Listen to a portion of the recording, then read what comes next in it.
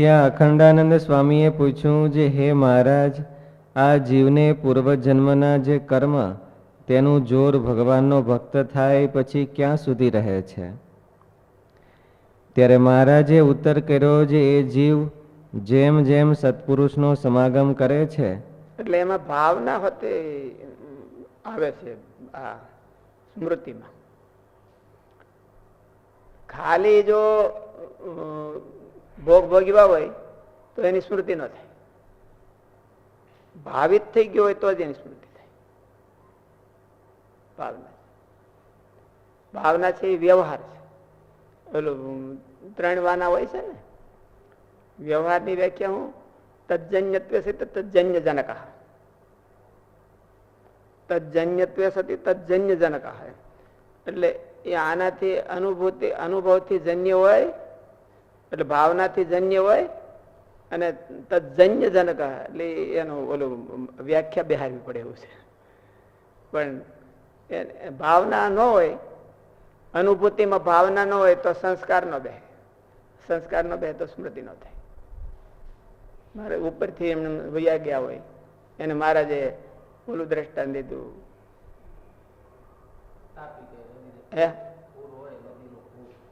એને શું કીધું, સ્પેશિયલ શબ્દ કીધો છે ને મહારાજે, ઉપશમ દશા. ઉપશમ દશા, ઉપશમ દશા હોય એટલે ઉપશમ દશામાં વિષય ભોગવાતા હોય પણ વિષય ભાવના બિલકુલ ન હોય, એટલે એની સ્મૃતિ ન થાય. મારે કે એની સ્મૃતિ ન થાય એટલે એને જન્મ મરણ લેવડાવવાનો રહે. વિષય ભોગવાતા હોય અને ભાવના હોય તો એને સંસ્કાર બે, અને એ જન્મ મરણ નું કારણ બને અથવા તો સ્મૃતિનું કારણ બને. અને વિષય ન ભોગવાતા હોય ભાવના હોય તો એને સંસ્કાર બે. સંસ્કાર બે ને એને જન્મ મરણ નું કારણ બે કરે અને સ્મૃતિ કરાવે. એટલે સ્મૃતિમાં મુખ્ય કારણ ભાવના છે.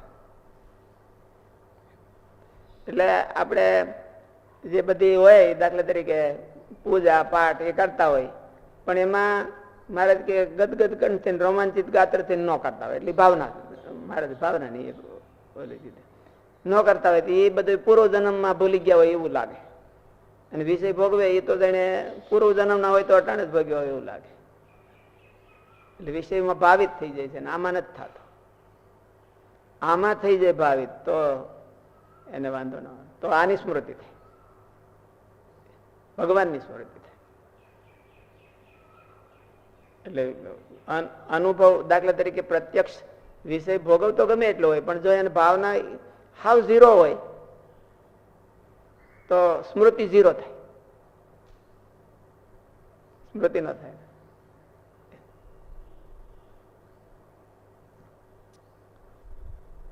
ત્યારે મહારાજે ઉત્તર કર્યો, જે એ જીવ જેમ જેમ સત્પુરુષનો સમાગમ કરે છે, અર્થાત એટલે ભગવાનમાં અને સત્સંગમાં ભાવિત થતો જાય છે, એમ ઓલી તીવ્ર સ્મૃતિ હતી ડાઉન થતી જાય વિષયની.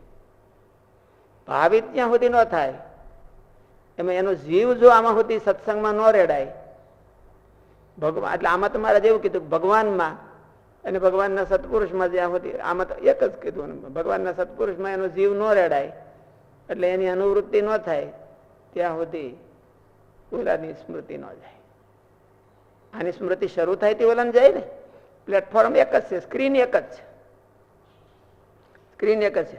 2-3 ફાઇલ એકારે ન આવી શકે. 2-3 ફાઇલ એકારે આવે તો કોમ્પ્યુટર બગડી ગયું કહેવાય. સ્ક્રીન ઉપર એક જ ફાઇલ આવી શકે. એટલે ઓલી જો આ ફાઇલ ચડી જાય તો ઓલી ડાઉન થઈ જાય, વિષયની વાસનાની.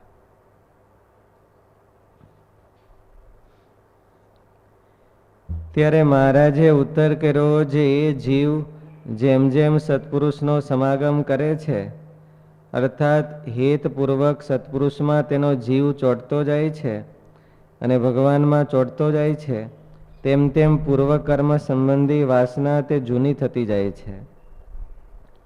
જીવના હૃદયમાં પડેલી વાસના, પૂર્વજન્મમાં ભોગવેલા વિષય હોય ને એની વાસનાઓ ભેળી થઈ હોય એ જૂની થતી જાય. જો આ વખતે આમાં ભાવિત થાય તો. જીવના હૃદયમાં પડેલી વાસના કાલાંતરથી જૂની થઈ શકતી નથી. તેમ તો વાસના અનંત કાળ પડી હોય અને ભોગવાણી ન હોય તો એ જૂની ન થાય. વાસના જૂની ન થાય.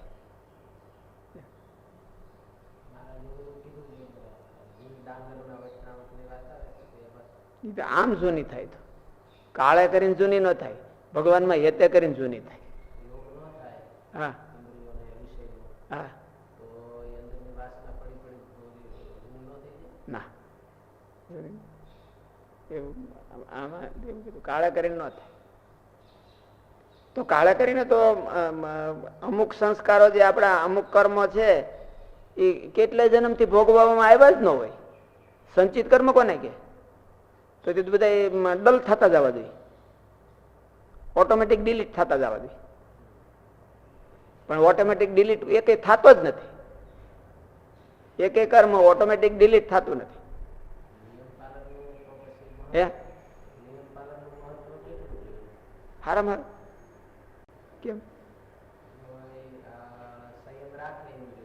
હા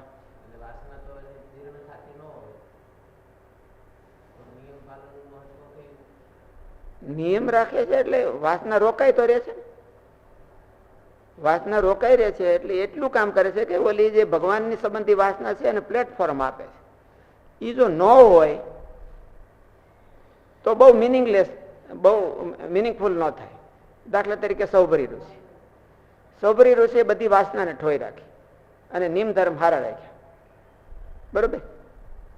પણ તોય ભગવાનની વાસનાને પ્લેટફોર્મ ન આપ્યું તો ઓલી ગમે ત્યારે આવી પ્લેટફોર્મ ઉપર આવી ગઈ. એટલે નિયમ ધર્મનો એટલું કર્તવ્ય છે કે ઓલી વાસનાને ઠોઈ રાખે, ઓલી વાસનાને પ્રવર્તવાનું પ્લેટફોર્મ આપે. એ જો પ્રવર્તે નહીં, આ પ્રવર્તાવે નહીં તો પછી જ્યાં સુધી ઠોઈ રાખ્યા હોય ત્યાં સુધી ઓલા બેઠા રહે, જૂની નથી થતી. આ જ વાત. વાસનાનું ઘાતક વાસના જ હોઈ શકે, ભાવનાનું ઘાતક ભાવના જ હોઈ શકે. ભાવનાનું મારણ છે એ તો ભાવના જ હોઈ શકે. કારણ શરીરનું મારક બીજું સામું કારણ શરીર થવું જોઈએ. કારણ શરીર એટલે નિષ્ઠા, જડતા. કારણ શરીરમાં તો નકરી જડતા જ ભરી છે, પણ એ બધી જગતની જડતા ભરી છે. એમાં જો ભગવાનની જડતા આવી જાય એટલે દ્રઢતા. ભગવાનની સંબંધી જડતા હોય એટલે દ્રઢતા કહેવાય અને એને નિષ્ઠા કહેવાય. એ જો આવી જાય તો જ કારણ શરીરને મારે. કારણ શરીરને કારણ શરીર મારે, બીજું કોઈ ન મારી શકે. અને ભક્તિ છે એ ભાવનાનો જ એક પ્રકાર છે. એટલે ભાવના છે એ ભાવનાને મારે. આ જગતમાં ભાવિત થતો હોય એ ભગવાનમાં ભાવિત થાય તો જ ઓલી પાછી જાય, નહીં તો જાય નહીં. એટલે મારે કે એ જૂની થઈ જાય. એમાં જો એકવાર હરખો ભાવિત થઈ ગયો તો એને પાછું જવા પણ ન રહે. એટલે બોલી હાવ ડાંગર જૂની ડાંગર જેવી થઈ, ઉગે જ નહીં એવી થઈ. એમને એમ ન થાય, એવો સિદ્ધાંત છે. ત્યારે મહારાજે ઉત્તર કર્યો છે ગમે એટલો કાળ વયો જાય એટલે આ ભાવના ઓછી થઈ જાય એવું નહીં. મેમરી ઓછી થઈ જાય, મેમરી ઓછી થઈ જાય. પણ તોય જે ઓલી વાસના છે એ તો મેમરી ઓછી થવાનો મિનિંગ એ છે કે જ્યાં સુધી નિમિત્ત નથી અને હામું, ઉદ્દીપક નથી કઈ હામું, અને ઉદ્દીપક આવે એટલે તરત જ ઓલી જાગે, ઓલી જાગે એની. અને એ એવા ને એવા સ્વરૂપમાં જાગે, જરાય ડાઉન સ્વરૂપમાં નથી હોતી. ડાઉન સ્વરૂપમાં હોય તો જીવ છે 84 લાખ જન્મ ધરી આવે તો કેટલો ટાઈમ પીવો ગયો હોય તો બધી ડાઉન થઈ ગયું હોય મનુષ્ય દેહની વાસના, કઈ નથી થતી. એવી ને એવી રહેશે. ભગવાનમાં હેત થાય તો તરત જ ડાઉન થઈ જાય અને તરત જ જૂની થઈ જાય. ભગવાનના સત્પુરુષની હારે આત્મબુદ્ધિ થાય તો એને તરત જ ડાઉન થઈ જાય. મારે ધ્યાનમાં હીરો છે એ કોઈ વાતે ફૂટે નહીં, પણ માકડના લોહીથી ફૂટે. એટલે વાસના છે એ કોઈ વાતે જાય નહીં, પણ આમ થાય તો જાય.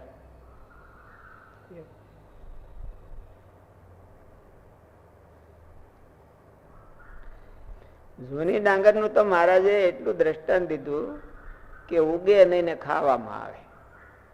પણ જૂની ડાંગરમાં જૂની કરવામાં, નવી ડાંગરને જૂની કરવામાં સાધન કયું સાધન? ડાંગર ને સત્પુરુષ ની અનુવૃત્તિ હોય તો ડાંગર થોડી એક દિવસ જૂની થઈ જાય. ચોખા નવા લાવે કે મારે સત્પુરુષ ની અનુવૃત્તિ હું રાખું છું આજ એક દિન, મારે બધા જૂના ચોખા થઈ જાય એમ થોડા થાય. એને તો કાળ છે. ડાંગર ને જૂની કરવામાં કાળ છે, વાસના ને જૂની કરવામાં આવે છે સત્પુરુષમાં આત્મબુદ્ધિ. વાસના જૂની કાળે કરીને ન થાય, ડાંગર જૂની આત્મબુદ્ધિ એ કરીને ન થાય. મહારાજે દ્રષ્ટાંત લીધું છે. દ્રષ્ટાંત નું સિદ્ધાંત એટલું જ લીધું છે કે જૂની થાય તો ઉગે નહીં. જૂની કેમ થાય એ પાછું બીજું. વાસના જૂની કેમ થાય અને ડાંગર જૂની કેમ થાય એ બે જુદું જુદું. વાસના જૂની થાય તો ઉગે નહીં અને ડાંગર જૂની થાય તો ઉગે નહીં, એટલું મહારાજે લીધું. બે જૂની થવી જોઈએ. અને કોણ કેમ જૂનું થાય અને બેની રીત બાદ જુદી જુદી પાછી. ડાંગર ની ગોળે આ વાસના જૂની ન થઈ જાય, દાદા વર્ષ થાય તો. એટલે તો 3-4 વર્ષમાં થાય, તો આને તો 3-4 જન્મ થાય તો ન થાય.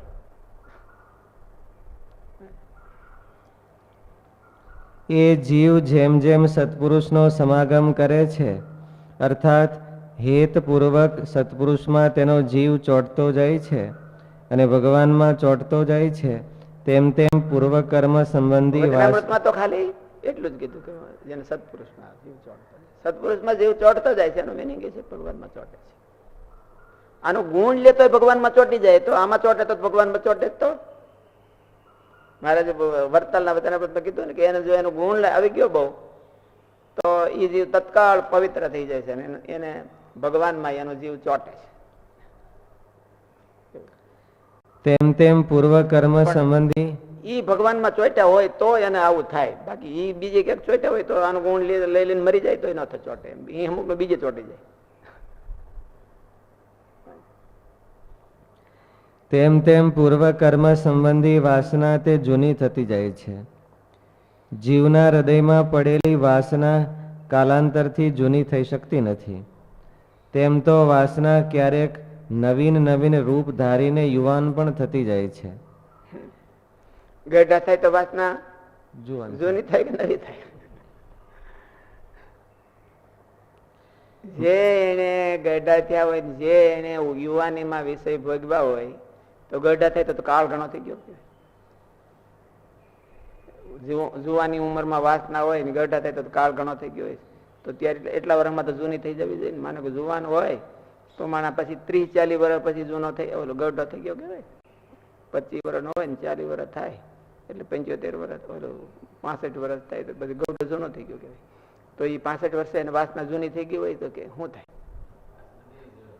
અમુક ની તૃષ્ણા નવીના વધી જૂની કાળ નથી જૂની કરી દે તો વાસના. આ જે વાસના છે એ ગુણાતીતા સ્વામી કીધું હતું કે જઠરાગ્નિ ના તાપે ન બળી, પ્રલયના અગ્નિમાં ન બળી, મહાપ્રલયના અગ્નિમાં ન બળી. એવી છે. એને બાળવી હોય તો આમ જ બળે. એને બાળવી હોય તો માકડના લોહીથી હીરો ફૂટે. એને આનો ગુણ આવે તો આની વાસના ઓછી થાય અને આત્મબુદ્ધિ થાય તો હાવ જાય.